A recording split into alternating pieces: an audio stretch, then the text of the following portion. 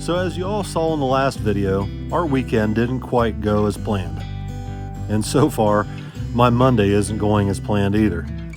I had intended to go to Columbus and pick up that seat for the C10 today, but it has snowed so much and the roads are so bad that Vicky doesn't want me really going anywhere, especially in her nice white Suburban. So, we gotta find something else to do. Now, Kenny had intended to work on his Jeep this weekend, but since the Suburban's been in there, he's a little bit delayed on his project as well. And last night I ran down to Hebron to the Advanced Auto Parts to pick up some tie rods for Kenny that Mark had set out for him. Now at this point the roads weren't really all that bad. I went down and got these parts, no problem at all. But we ran out of time at the end of the evening to finish the Jeep. So Kenny decided to come back today and get back on it. By about 10 o'clock this morning, the driveway was getting pretty bad. I went ahead and moved the trucks and the Suburban out of the way, fired up the John Deere, and decided I'd probably better start clearing the driveway before it gets any worse, just in case any deliveries get made today for parts or merchandise or, page the deuce. I always start out using the grade box to pull snow away from the cars and the garage doors and the front of the barn, and then I work my way out, away from the barn, into the rest of the driveway. I like to use that grade box to do the edges of the driveway because the loader bucket is pretty aggressive, and if it bites into a piece of soft grass, it just tears the yard all to shreds. The grade box, though, it doesn't bother anything. It just skips across the top.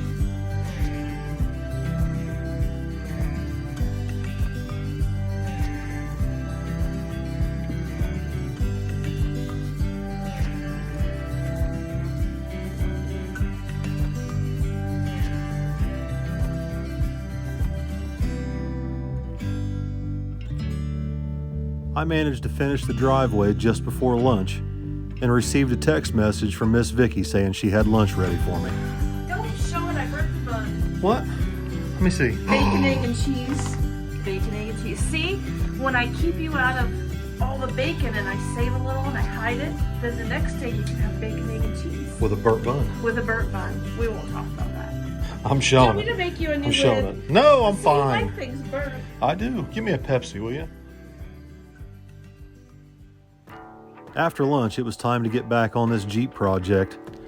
We got to get this thing out of the garage so we can get back to working on Vicky's truck or race cars or whatever. However, we had a little problem. Kenny had a slide bracket that was too bad to reuse, and we needed to run down to Mark's and pick up a new one. Because you know what? Mark had it in stock right on the shelf. These crazy dogs have made so many trips down there to Buckeye Lake with us that they know exactly where they're at, and they get antsy as all get out when I pull up there to the front of A1 Auto Parts. Once Mark gets done spoiling my dogs rotten, he gets back to the parts business and pulls out the slide bracket and the hardware, exactly what Kenny needed. And then I decided to go for a little round of Stump the Chump. A turn signal switch for a 64 C10 Chevy pickup truck. Find me one, Mark. You think he had it? That's it, the last one. Get it. So everybody else out there, I'll tell you. No Stump the Chump today. No stump today. No stump the chump today. That was the very last turn signal switch for a 64 C10 left in his parts system within the continental United States. Anyway, I got it. We head home, and Kenny wanted to stop at Wendy's to get a little bite to eat, and I got the dogs their favorite treat, Wendy's Frosties. I shared the last little bit with them as we pulled up in front of the garage. Kenny went ahead and started working on the Jeep inside and carried all the parts in. This slide bracket that he needed for the right front wheel was the final piece to the puzzle to get this Jeep back down on the ground. Well, almost the final puzzle. We needed to grease the front end parts, and before I could do that, I had to clean up my grease gun, and when I did that, I found someone had put the grease gun cartridge in the grease gun backwards. I don't even know how you do that. That's like a real struggle to do something that stupid. But anyway, We got the grease gun put back together. Kenny got his front end all greased up. And then he went ahead and put his front wheels and tires back on and brought out the tape measure to check the alignment, just to make sure it's close enough that he can drive it home and take it to the alignment shop to get an alignment done. By this time, the daggone driveway is just about covered up with another 1.5 inches of snow, and Kenny decides to do a little drifting in the driveway out there. Well, I couldn't let Kenny have all the fun. I figure since we got a little bit of time left in the day, I'd get that fifth scale out and get the dogs some exercise.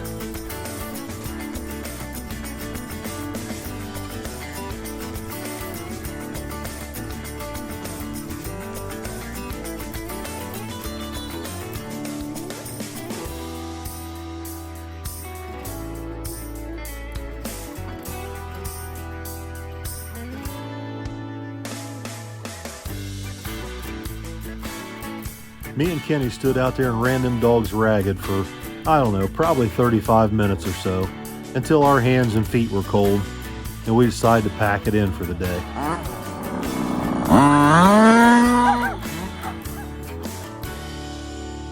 like chocolate.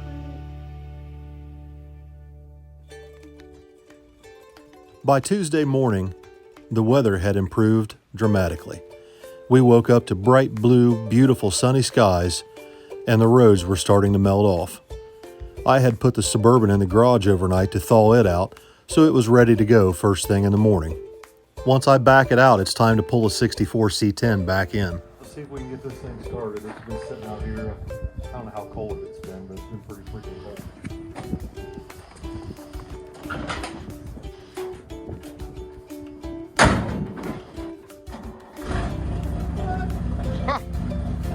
First try.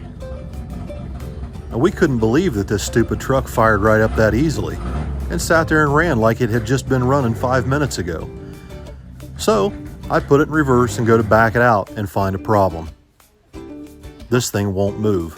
Initially I thought, well, maybe it just froze to the ground. It's not froze to the ground. The problem is that the rear axle has water in it. This truck has sat outside for years with the bed floor rotted out, leaving the rear axle exposed to the elements. This has allowed water to run down in the vent tube, which is missing off the rear axle, as seen here. That water runs to the bottom of the rear axle housing and freezes outside in the freezing temperatures. So we use a torch to heat the bottom of the housing and melt the water, hoping that we can get this ring gear broke loose. And about that time, Miss Vicky shows up to find out what's wrong. I went in the barn and nobody's in there. Yeah, we're not in the barn. We're out here. It's more cold for that. Poor Kenny. As Kenny uses the torch to apply heat to the rear axle housing, my brother tries to rock the truck back and forth and break the rear end loose. Finally, we succeed. It only took about 15 minutes applying heat with that little propane torch to melt the ice in the bottom of the rear axle housing. So we got the truck backed out and we start pulling it around front. But I guess we need to add rear axle service to the list of things this truck definitely needs before it hits the road. So once we get the old truck brought inside, I let Kenny warm his hands up for a few minutes. He was freezing down there, laying underneath that thing on a skid. And then we jumped in the Suburban and head to Grove City to go pick up this bench seat at Colton Graham's shop. Now, I'm not gonna lie, I couldn't wait to see what this thing turned out like. I had high hopes for what this guy could do. I hope it turns out good. I hope Vicky's happy with it. I got a good feeling. I think this guy's gonna do a good job. What's going on? I'm here, man. I'm here. Keep on looking at your left side. It's better than there.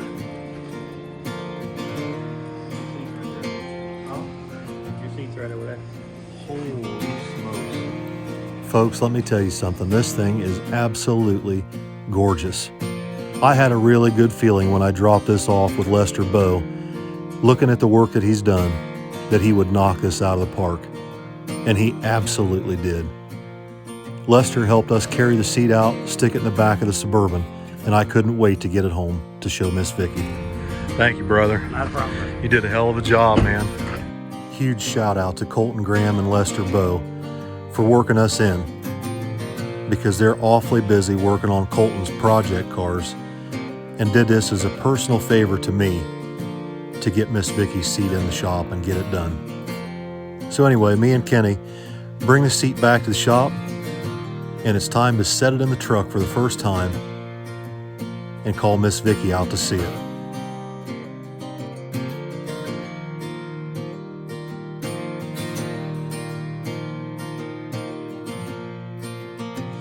Yeah. I know you were a little bit grumpy today. I took it and came back, and you felt like you didn't have any input. Yeah, because I was like, well, where's the color samples? And I had to trust you. You remember what I told you? Just to trust you. I'm just hoping it looked good. I just want you to remember this day, okay, that you entrusted me to do something. And it went good? Well, I hope it went good. All right, everybody out of the way. I'm coming through. Close your eyes. Close your eyes. All right, ready?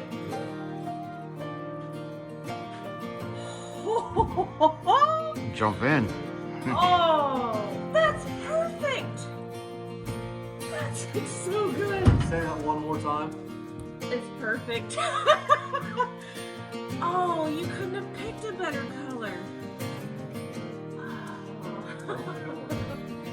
Oh my gosh.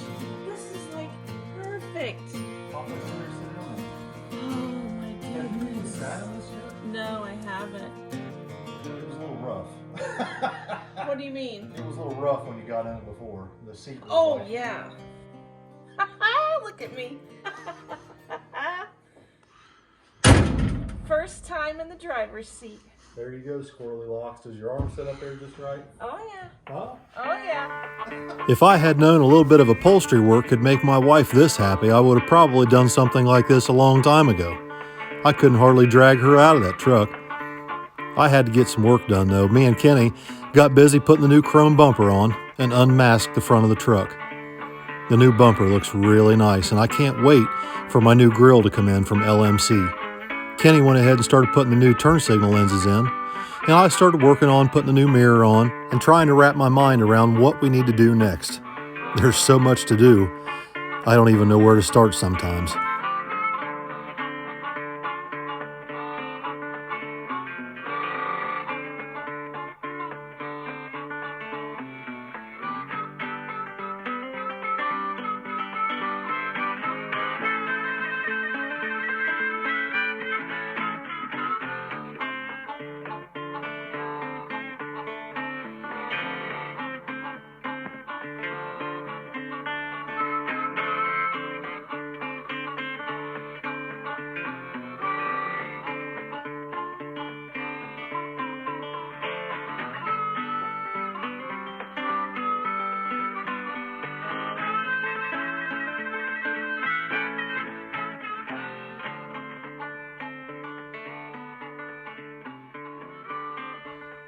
So welcome back, everybody.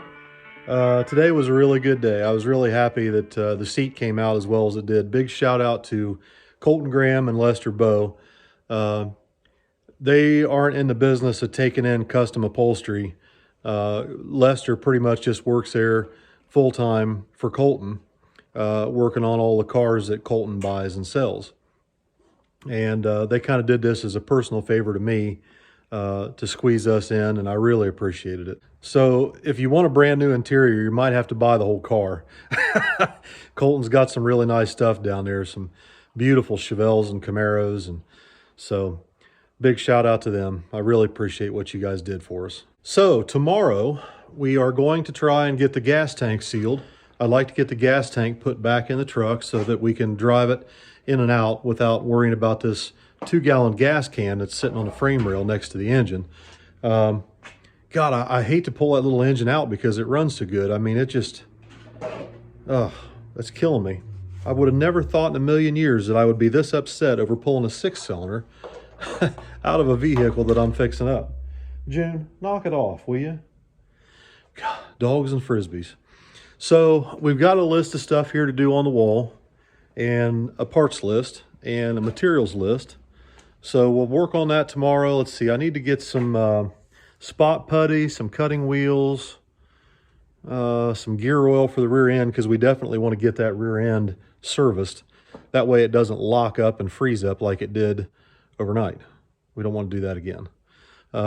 We need some undercoating, and I want to put new shocks all the way around the truck. The truck still has its original rear shocks on it. I need some dash bulbs so I can go ahead and put the dash cluster back together and get it ready to put in.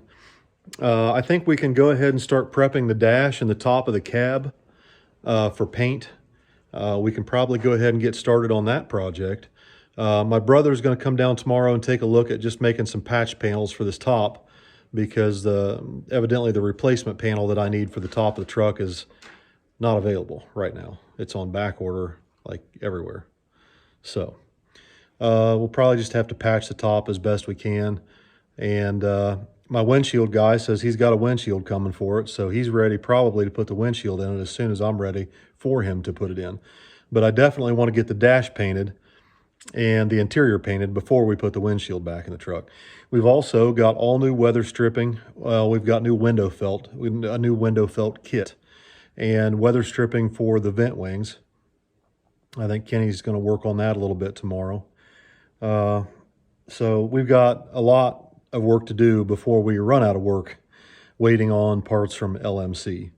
So Vicky's really excited. I'm really excited about it. I mean, I'm telling you, when I drove that truck around front, just driving it around front today, I just can't believe how tight everything is and how smooth the engine runs. It's amazing. Totally amazing. So one more thing tonight before I get off here, guys.